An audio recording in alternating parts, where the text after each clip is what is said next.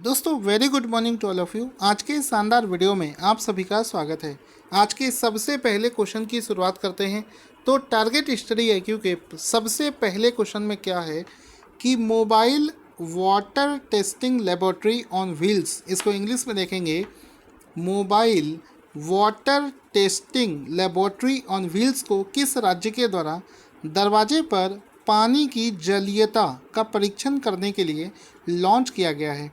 तो देखो, मोबाइल का मतलब होता है कि जो चलती फिरती कोई एक लैब है, वाटर टेस्टिंग लैब, यानी कि वाटर को टेस्ट करने वाली एक चलती फिरती लेबोरेटरी है। इसको हाल ही में कहाँ पर लॉन्च किया गया है? तो इसका राइट आंसर हो जाएगा ऑप्शन नंबर बी, हरियाणा। इसका राइट आंसर हो जाएगा। हरियाणा राज्य में एक पानी को टेस्ट करने वाली एक ऐसी चलती फिरती लेबोरेटरी है जो कि घर घर जाकर ये चेक कर सकती है कि आपके घर के पानी में की क्वालिटी क्या है। तो इसको आप देख सकते हैं यहाँ पर। सबसे पहले इसका एक फ़ोटो देखेंगे। इसमें देखो लिखा है कि Haryana government comes with an innovative solution for water testing, यानी कि पानी को टेस्ट करने के लिए हरियाणा सरकार एक नए तरीके का अनूठा, एक नया इनोवेशन तरीका लेकर आया है, जिसमें क्या होगा कि एक मोबाइल वाटर टेस्टिंग व्हीकल होगा जिसमें कि घर घर जाकर वो पानी की टेस्टिंग कर सकता है। तो इस वैन को आप देख सकते हो, ये पूरा एक वैन है जिसको तैयार किया गया है, जिसमें पानी के अंदर पाए जाने वाले सभी प्रकार की चीज़ों को टेस्ट किया जाएगा। इसका उद्घाटन करते हुए खट्टर साहब का फ़ोटो भी आप यहाँ पर देख सकते हैं। इसमें पानी के अंदर क्या क्या चीज़ें चेक करी जाएंगी। पानी का pH लेवल क्या है। होता है कभी कभी ऐसा होता है दोस्तों कि रिमोट एरियाज़ में पानी की क्वालिटी हमें अच्छी नहीं मिलती है, तो उस केस में पानी का pH चेक किया जाएगा। इसके अंदर एल्कलैनिटी, यानी कि इसकी क्षारकता कितनी है, वो देखा जाएगा। इसमें TDS, टोटल डिज़ोल्व सॉल्यूशन, ये कितना है वो देखा जाएगा। इसकी हार्डनेस कितनी है, इसके अंदर क्लोरीन कितना है, जिंक कितना, नाइट्रेट कितना, फ्लोराइड कितना है। माइक्रो बायोलॉजिकल टेस्ट भी इसका कंडक्ट किया जाएगा, यानी कि पीने वाला जो पानी होता है उसमें किसी भी प्रकार की कोई गंदगी तो नहीं आ रही है, ये चलते फिरते इस गाड़ी में चेक किया जाएगा। तो ये सब कहाँ पर किया गया है? तो आंसर हो जाएगा हरियाणा राज्य में ये सब किया जाएगा। ठीक है, यहाँ तक क्वेश्चन तो ख़त्म हो जाता है, लेकिन इसी क्वेश्चन से जुड़ा हुआ एक स्टैटिक जीके भी हम लोग जान लेते हैं कि पानी जो हमारा होता है, क्योंकि ये क्वेश्चन एग्ज़ाम में अक्सर स्टैटिक जीके में पूछा जाता है कि जो हमारा वाटर होता है वो या तो आपका सॉफ्ट वाटर होगा या तो आपका हार्ड वाटर होगा। दो तरीके का पानी होता है।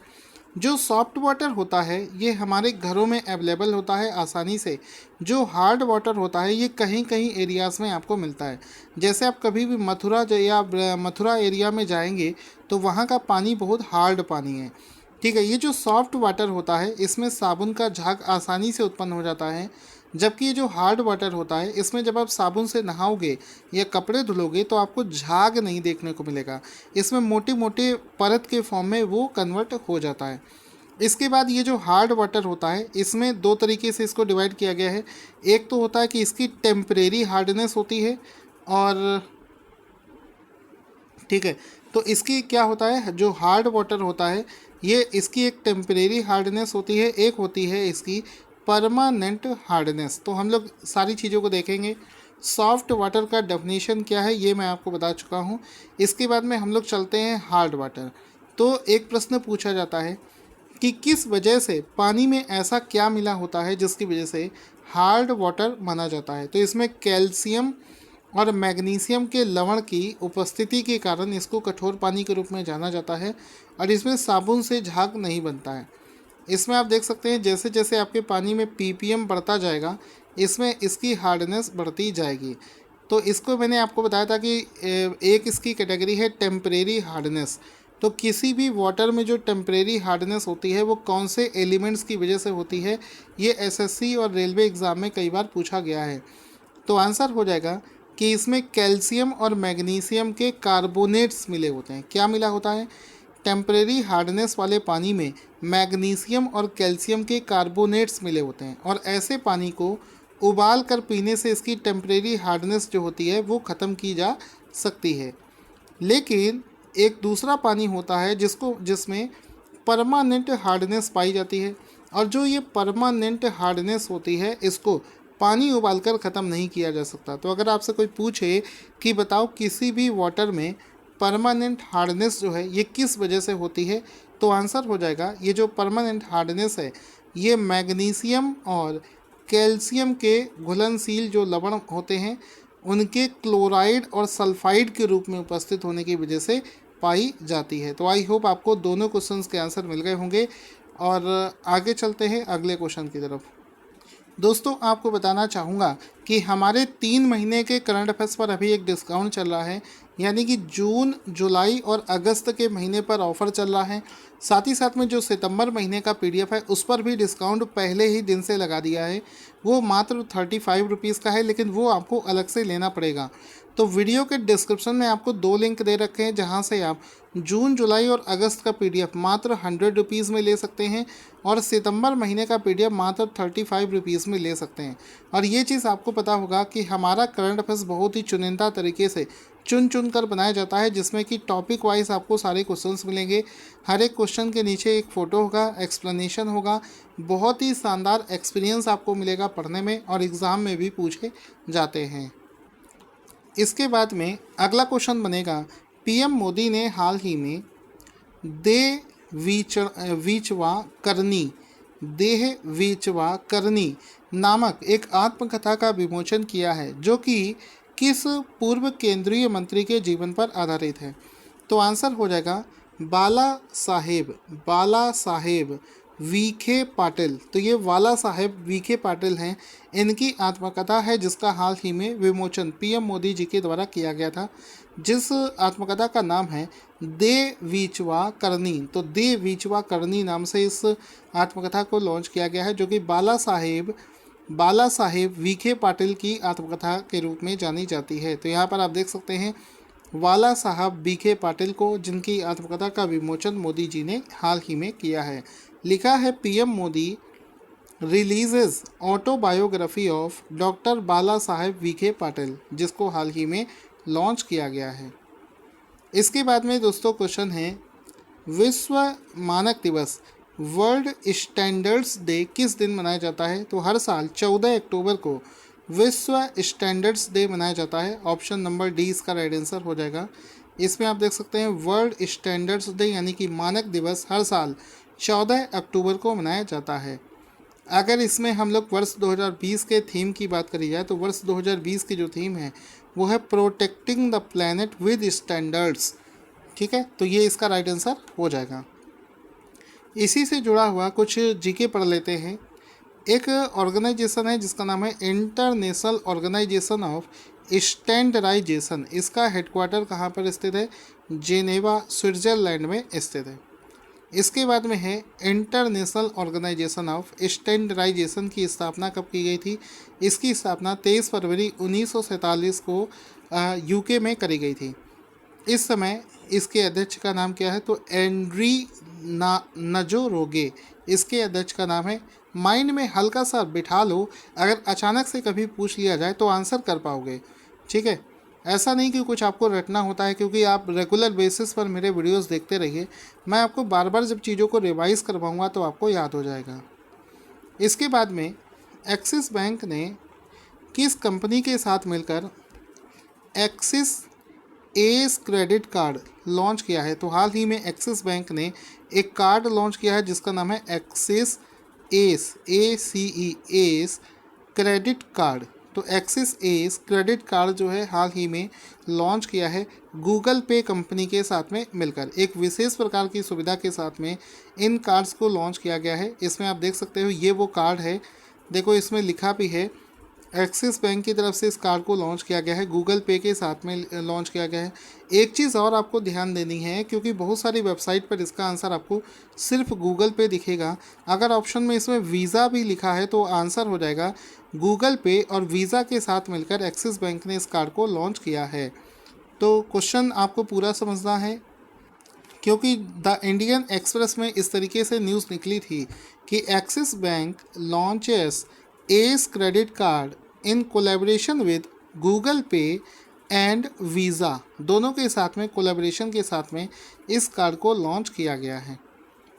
एक्सिस बैंक का जो हेडक्वार्टर है ये मुंबई, महाराष्ट्र में स्थित है। इस समय इसके जो MD और CEO हैं, उनका नाम है अमिताभ चौधरी, आपको पता होना चाहिए। अगला क्वेश्चन है कि फेल्यूडा पेपर स्ट्रिप परीक्षण निम्नलिखित में से किस बीमारी के परीक्षण के लिए उपयोग किया जाता है? तो आंसर हो जाएगा हाँ, ऑप्शन नंबर सी, कोविड-19। यानी कि कोविड-19 को जल्दी ही भारत में एक नए तरीके का परीक्षण की मंजूरी मिल सकती है। इसमें एक फेल्यूडा नाम का एक पेपर स्ट्रिप होता है, उसके माध्यम से ही कोविड-19 का जो चेकअप है वो किया जा सकता है। तो ऑप्शन नंबर सी इसका राइट आंसर हो जाएगा। फेल्यूडा पेपर ट्रिप को यहाँ पर इस्तेमाल किया जाएगा कोविड-19 को चेक करने के लिए। देखो इसमें लिखा है, हाल ही में डॉक्टर हर्षवर्धन ने अनाउंस किया है कि फास्टर यानी कि पहले से तेज, चीपर पहले से सस्ता फेल्यूडा कोविड-19 test expected in few weeks, says Vardhan. ठीक है, इसमें एक 500 रुपये में फेल्यूडा टेस्ट किया जा सकता है, जिसमें कि स्ट्रिप के माध्यम से इसको हम लोग चेक करेंगे। अब ये फेल्यूडा क्या है, इसका फुल फॉर्म देखेंगे। देखो फेल्यूडा, F ये रहा, E ये रहा, L ये रहा, U ये रहा और D ये और A, इन सभी शब्दों से मिलकर बना है फेल्यूडा, जिसका फुल फॉर्म हो जाएगा FNCAS9 editor limited uniform detection असे। ठीक है, ये इसका फुल फॉर्म हो जाएगा। इसके अलावा इस फेल्यूडा स्ट्रिप टेस्ट को जिसको सॉर्स वायरस, कोरोना वायरस को सॉर्स वायरस भी बोलते हैं, SRS फैमिली का CoV-2, इसको CSIR IGIB इंस्टीट्यूट के द्वारा बनाया गया है इस टेस्ट को। इसमें CSIR तो आप लोग जानते हैं, IGIB का मतलब हुआ institute of genomics and integrative biology. इसके द्वारा इस फेल्यूडा पेपर स्ट्रिप को बनाया गया है, जिसको हाल ही में कमर्शियल यूज़ के लिए सहमति प्रदान कर दी जाएगी। दोस्तों टारगेट स्टडी है, क्योंकि अगले करंट अफेयर्स के क्वेश्चन में क्वेश्चन बनेगा कि भारत के किस राज्य ने पहली बार किसानों के विकास के लिए एक वेलफेयर फंड बोर्ड की स्थापना की घोषणा करी है। उससे पहले दोस्तों आप लोग अगर जितना भी प्यार देते हैं उसके लिए बहुत बहुत धन्यवाद है। आप लोग इस वीडियो को ज़्यादा से ज़्यादा लाइक और शेयर करके, अगर एक एक स्टूडेंट हमारा दुगनी काम करेगा, दुगनी मेहनत करेगा, ज़्यादा से ज़्यादा इस वीडियो को लाइक करेगा, तो हमारे वीडियोस को और ज़्यादा प्यार मिलेगा आपके द्वारा। तो भारत के किस राज्य ने पहली बार किसानों के लिए वेलफेयर फंड बोर्ड की स्थापना करी है? तो केरला इसका राइट आंसर हो जाएगा। चूँकि भारत में पहली बार इस तरीके का एक बोर्ड बनाया गया है जो कि किसानों के वेलफेयर के लिए बनाया गया है, इस वजह से ये क्वेश्चन मोस्ट इम्पॉर्टेंट है। तो आप देख सकते हैं केरला के CM ने अनाउंस किया है, good news, Kerala forms welfare fund board for farmers. तो पहली बार किसी राज्य ने किसानों के लिए एक वेलफेयर फंड बोर्ड की स्थापना करी है जो किसानों के हित के लिए काम करेगा। बुरे वक्त पर उनको पेंशन देगा अगर उनकी फसल बर्बाद होती है, या फिर वो ऐसे किसान जो कि किसानी नहीं कर पाते हैं, कुछ शरीर में दिक्कत की वजह से, उनको आज यहाँ पर उनकी तरफ से कुछ पैसे की मदद भी करवाई जाएगी। अगला क्वेश्चन है, पासपोर्ट सूचकांक 2020, पासपोर्ट इंडेक्स 2020 की वैश्विक रैंकिंग के अनुसार दुनिया का सबसे शक्तिशाली पासपोर्ट का देश कौन सा बना है? तो आंसर हो जाएगा न्यूजीलैंड। अभी हाल ही में पासपोर्ट इंडेक्स 2020 की रैंकिंग के अनुसार न्यूजीलैंड दुनिया का सबसे ताकतवर पासपोर्ट बना है। इस लिस्ट में इसको पहले स्थान पर रखा गया है। तो ऑप्शन नंबर डी इसका राइट आंसर हो जाएगा। अगर हम लोग पिछले साल की बात करी जाए तो यहाँ पर न्यूजीलैंड का पासपोर्ट आप देख सकते हैं जो कि पहले स्थान पर आया है। अगर हम लोग पिछले साल की बात करी जाए तो अभी तक जापान का पासपोर्ट पहले स्थान पर था, लेकिन इस बार जापान एक स्थान फिसलकर दूसरे स्थान पर पहुँच गया है। न्यूजीलैंड इस लिस्ट में पहले स्थान पर पहुँच गया है। पासपोर्ट सूचकांक 2020 में भारत कौन से स्थान पर रहा है? तो आंसर हो जाएगा, भारत इस लिस्ट में 58वें स्थान पर आया है। तो ऑप्शन नंबर सी इसका राइट आंसर हो जाएगा कि पासपोर्ट सूचकांक 2020 में भारत की रैंक है 58। ऑप्शन नंबर सी इसका राइट आंसर हो जाएगा। भारत का जो पासपोर्ट है इससे 18 देशों में वीज़ा मुक्त, यानी कि बिना वीज़ा के आप 18 देशों में जा सकते हैं। 34 देशों में वीज़ा ऑन अराइवल की सुविधा है, यानी कि पहले आप उस देश में पहुंच जाइए और वहीं पर जाकर आप वीज़ा बनवा सकते हैं। और 146 ऐसे देश हैं जहां पर आप visa are required in advance, यानी कि जहाँ पर पहले आपको वीज़ा बनवाना पड़ेगा, जब आपका वीज़ा बन जाएगा तभी आप उन देशों में जा सकते हैं। तो इन सभी डेटाओं का इस्तेमाल किया जाता है इस चेक करने के लिए कि कौन सा देश कौन से रैंकिंग पर रखा जाएगा। तो इन सभी के बेस पर ही भारत को 58वीं रैंक यहाँ पर प्राप्त हुई है। दोस्तों, आप सभी लोग बास्केटबॉल गेम को बहुत अच्छे से जानते होंगे। तो एक क्वेश्चन बना है, किस टीम ने नेशनल बास्केटबॉल एसोसिएशन, जिसको हम लोग NBA के नाम से आपने सुना होगा, NBA चैम्पियनशिप 2020 का खिताब किसने जीत लिया है? तो एक टीम है जिसका नाम है यहाँ पर लॉस एंजलिस लेकर्स। तो लॉस एंजलिस लेकर्स ने NBA की इस चैम्पियनशिप को जीत लिया है। तो option number A will be the right answer. इस तरीके से आपने देखा होगा NBA 2020 फाइनल्स, और यहाँ पर इस टीम को देख सकते हैं जो कि सेलिब्रेट कर रही है, और यहाँ पर लिखा है NBA finals 2020 Los Angeles Lakers rediscover expectation with 17th title win. तो 17वीं बार इन्होंने इस टाइटल को जीत लिया है। हाल ही में किसे ICICI सिक्योरिटीज़ के मुख्य प्रौद्योगिकी और डिजिटल अधिकारी यानी कि chief technology and digital officer के रूप में अपॉइंट किया गया है? तो आंसर यहाँ पर हो जाएगा Subhash Kelkar. Option number A इसका राइट आंसर हो जाएगा कि हाल ही में सुभाष केलकर को ICICI बैंक में chief technology and digital officer appoint किया गया है। सुभाष केलकर का फोटो भी आप यहाँ पर मुस्कुराते हुए देख सकते हैं, जिनको इस पोजीशन पर बिठाया गया है। चूँकि ICICI बैंक इम्पॉर्टेंट है, एग्ज़ाम में पूछा जाता है, तो इसकी स्थापना 5 जनवरी 1994 को हेडक्वार्टर मुंबई महाराष्ट्र में, और इसके चेयरमैन का नाम है गिरीश चंद्र चतुर्वेदी, और MD एंड CEO का नाम है संदीप बागची। तो ये आपको पता होना चाहिए, एग्ज़ाम में बार बार रिपीट होने वाले क्वेश्चन हैं। दोस्तों, एक बार फिर से आपको याद दिलाना चाहूँगा, आप लोगों का प्यार हमारे लिए बहुत इंपॉर्टेंट है। वीडियो को लाइक और शेयर ज़रूर करना, हमें आपकी ज़रूरत है। अगला क्वेश्चन है, सार्वजनिक शिक्षा क्षेत्र यानी कि पब्लिक एजुकेशन सेक्टर को पूरा डिजिटल बनाने वाला भारत का पहला राज्य कौन सा बना है? आपको आंसर कमेंट बॉक्स में लिखकर भेजना है। Thank you for watching this awesome video.